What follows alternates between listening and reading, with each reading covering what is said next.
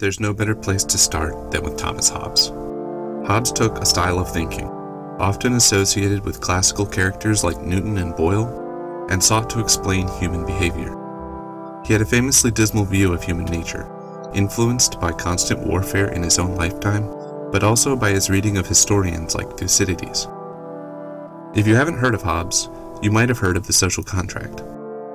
According to Hobbes, we can understand what society is by imagining life before it. It would have been a brutal war of every man against each other. In a Hobbesian state of nature, the individual is vulnerable. Any wealth that a person might accumulate, and even their life, was in constant jeopardy. To escape this brutal existence, individuals are driven together into tribes. Each member benefits by the same degree of security, and in return agrees that he poses no threat to the others. This view of mankind should not be confused with an ideal. It is not simply a dark alternative to utopia. It is an attempt to describe natural conditions objectively, and is more akin to physics than ethics. This idea that natural law governs human action took root. A similar theme can be seen later in the framing of the U.S. Constitution. The term God-given rights is a product of the same intellectual tradition. Another more recent model for human behavior comes from John Nash, who, in 1951, popularized an idea called game theory. He suggests that an equilibrium can be reached, where each player bases his actions on the anticipated actions of other players. A common demonstration of this principle is a thought experiment called the stag hunt. Imagine that a couple of hunters agree to hunt stag. Alone, each hunter is only capable of catching rabbits. So long as each hunter participates as agreed, they are sure to benefit greatly. However, if one hunter decides to hunt rabbit on his own, the other will fail the stag hunt and get nothing. If neither hunter could predict the actions of the other, it might be safest to stick to rabbit hunting and not risk betrayal. However, the interests of hunter A give hunter B confidence about how A will behave.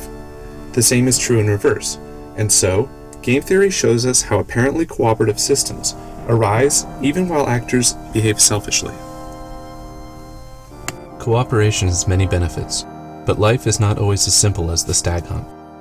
If one person acts in good faith by paying in advance for services or loaning a tool to a neighbor, he may be taken advantage of. This constitutes what John Nash called a sucker play. Nobody wants to be a sucker, and so new variables must be introduced to allow individuals to cooperate, which is what they both want. The neutral state is born.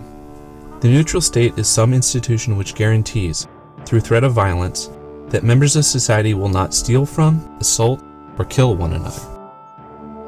In summary, what I believe is that the proper role of government is to hold a monopoly on violence, so that it cannot be a factor in social interaction.